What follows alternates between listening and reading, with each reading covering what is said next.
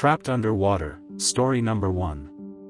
On August 7, 1999, in Agawam, Massachusetts, the Riverside Amusement Park, which is now Six Flags New England, was full of people enjoying the park's rides and attractions.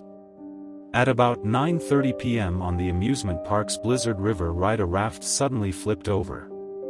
8 people were buckled in and trapped face down in the water. Park employees were able to free a few passengers before the rescue personnel arrived and rescued the remaining riders. Aboard were 2 young children, and a pregnant woman who nearly drowned. Several riders were hospitalized and in critical condition. One rider had a brain injury, and another had permanent physical damage, but they all survived the incident.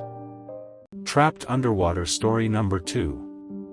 In 2015, 6 boys jumped into a canal in Milan, Italy. 5 of them came back up immediately, but the 6th, a 14-year-old boy named Michael, was stuck 6 to 7 feet below the surface. It was 42 terrifying minutes before rescuers were able to free him, but his heart had stopped beating. Doctors were able to bring him back to life. They placed him on life support so his heart and lungs could recover. He was in a coma for 10 days, during which he underwent treatments to remove the oxygen-depleted blood from his body. His right leg was amputated below the knee. 15 days after the accident, an MRI showed no brain damage. Against all odds, he survived. 1 month from the day he jumped into the canal, he awoke and spoke to his family. Trapped Underwater Story Number 3.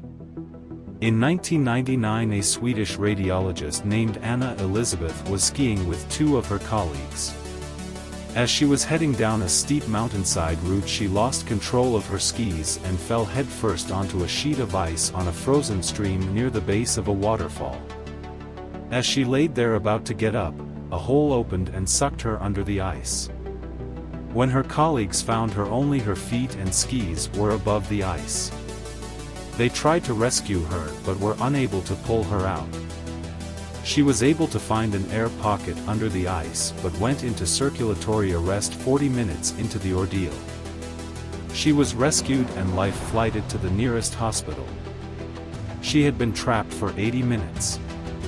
She had experienced extreme hypothermia and her body temperature dropped to 13.7 degrees Celsius or 56.7 degrees Fahrenheit, one of the lowest ever recorded in a survivor of hypothermia.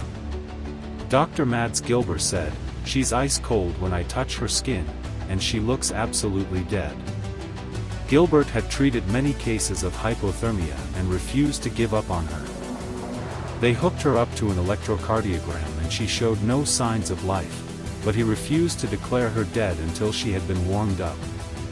She was brought to an operating theater where doctors and nurses worked tirelessly to keep her alive in shifts for 9 hours. She was connected to a cardiopulmonary bypass machine to heat her blood outside of her body.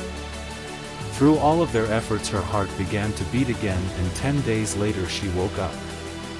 She had survived, but it would be a long road to full recovery. Trapped Underwater Story Number 4. In North Myrtle Beach, South Carolina, a 12-year-old boy was swimming in a resort's lazy river. A lazy river is a man-made river-like ride found at many resorts and water parks.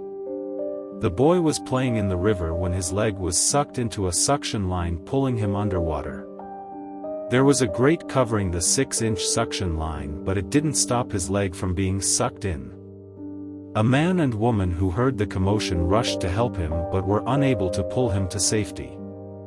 They stated his lips were already turning blue. He had been under for 6 to 7 minutes when emergency personnel arrived. Maintenance had turned the water off, but it took time for the system to fully shut down. However, first responders acted fast and were able to free him. His left leg was blue and purple. Police began CPR and a slight pulse was detected and he was rushed to the hospital. Thankfully, he survived this terrifying ordeal. Trapped Underwater Story Number 5. A diver named Chris Lemons was doing underwater oil rig maintenance at a depth of 100 meters or 330 feet in Britain's North Sea. He was tethered to a support ship above him. The tether provided his oxygen and his headlamp's power, and communication with the surface. His support ship suffered a system failure and started drifting. Lemons and another diver were dragged with the ship stretching and snapping Lemons' tether. A crew member on the support vessel pulled up the severed cord and reported, "I've lost my diver, I've lost my diver."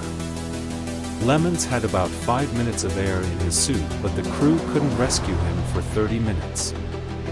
Lemons climbed to the top of the rig structure he had been working on and basically sat and waited to die because there was nothing he could do. He went into a state of grief and accepting his fate, thinking of the life he would leave behind until he lost consciousness. He woke up confused, receiving mouth to mouth. The highly concentrated mixture of oxygen in his suit likely saved his life. He returned to diving just 3 weeks later. Trapped underwater story number 6. It was almost 10:30 a.m. in Flint, Michigan on November 22, 2017. And so far just a normal day at work for a 33-year-old man. He was at the bottom of a 10-foot deep trench installing connectors to the city's 42-inch water main. Suddenly the trench began filling with a sludge-like water and filled the trench within seconds. The slurry mix was too thick to swim through. A dive team was dispatched, but other construction workers were able to snag his clothing with a long pole and pull him out before they arrived. He had no pulse and had been submerged for 20 minutes, but medical personnel were able to bring him back to life.